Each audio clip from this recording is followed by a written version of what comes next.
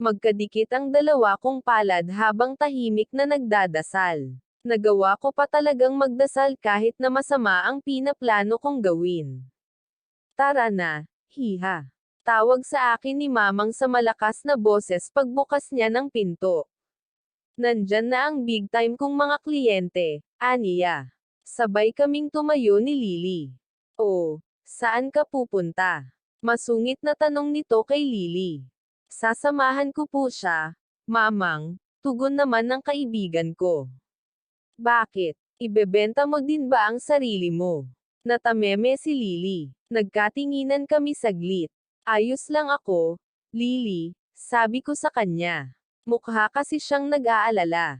Sige, mukhang nag-aalangan siya, pero disidido na talaga ako. Basta magkasundo kami sa presyo.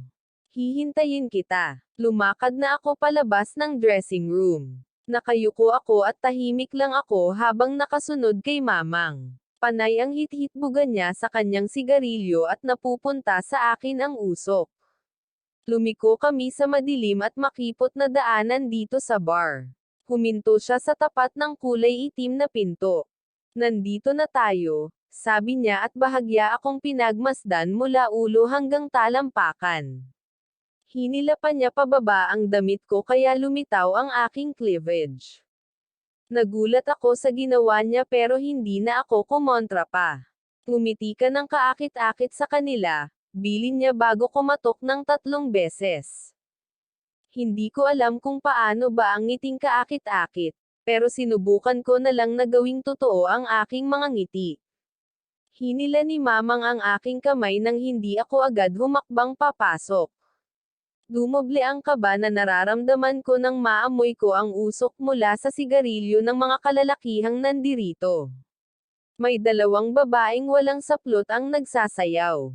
Habang ang mga kalalakihan ay nagtatawanan. Manginig-nginig ang aking tuhod habang naglalakad palapit sa kanila.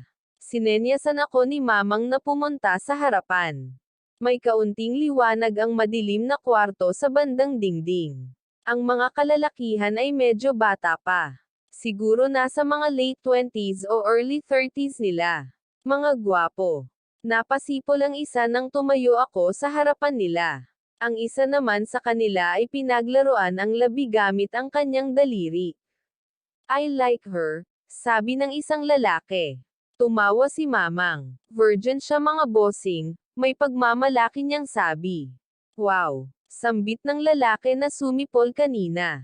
Ang isang lalaki ay tahimik lang na naninigarilyo, habang seryosong nakatingin sa akin. Nagyuko ako. Nakaramdam ako ng hiya, kaba at takot.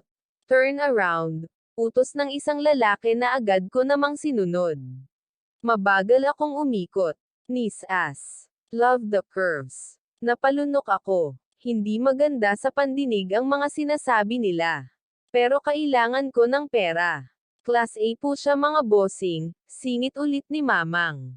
How much? Tanong ng lalaking pinakatahimik at seryoso. 600,000, bossing. Pidgel ko ang aking hininga kasabay ng tahimik na pagdadasal na sana pumayag siya. Strip first, I want to see you naked, utos niya. Natulala ako. Kumunat naman ang kanyang noo. Nang hindi pa din ako kumikilos, pinitik nito ang kanyang daliri. You want the money or not?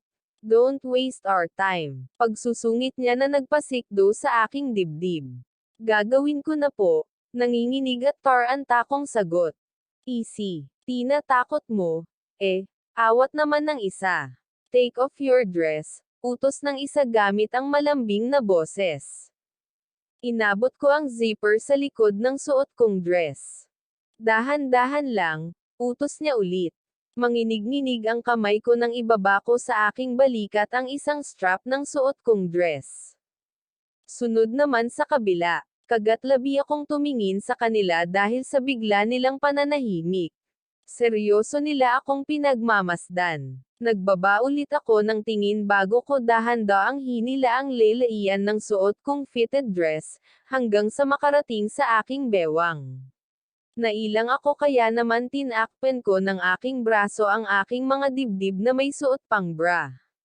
Don't be shy, little kitten, sabi ng seryosong boses na nagbigay kilabot sa aking katawan. Hinayla ko ang damit hanggang sa malaglag ito sa aking paanan.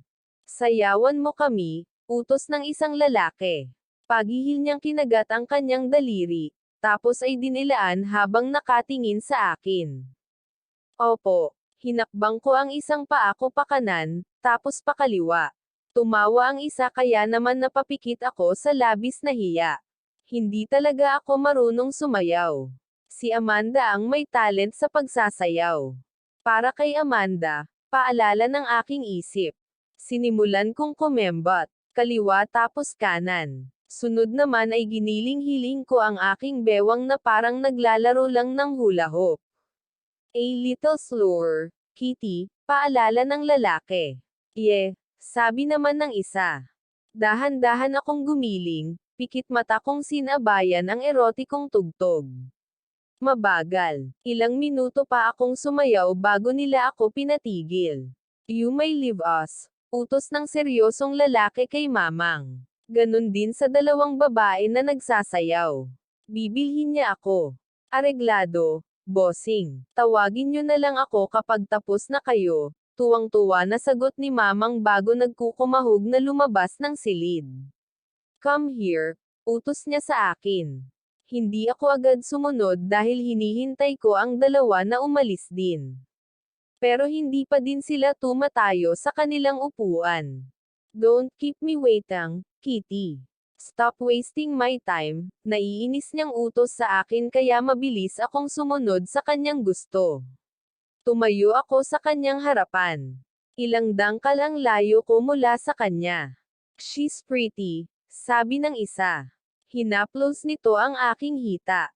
Napaatras ako sa pagkagulat sa kanyang ginawa. Kinilabutan ako ng husto. Tumawa ang dalawa, malademonyong tawa. Parang gusto ko nang tumakbo palabas ng silid. So innocent. Definitely a virgin. 100% virgin, ngising asong sabi ng isa.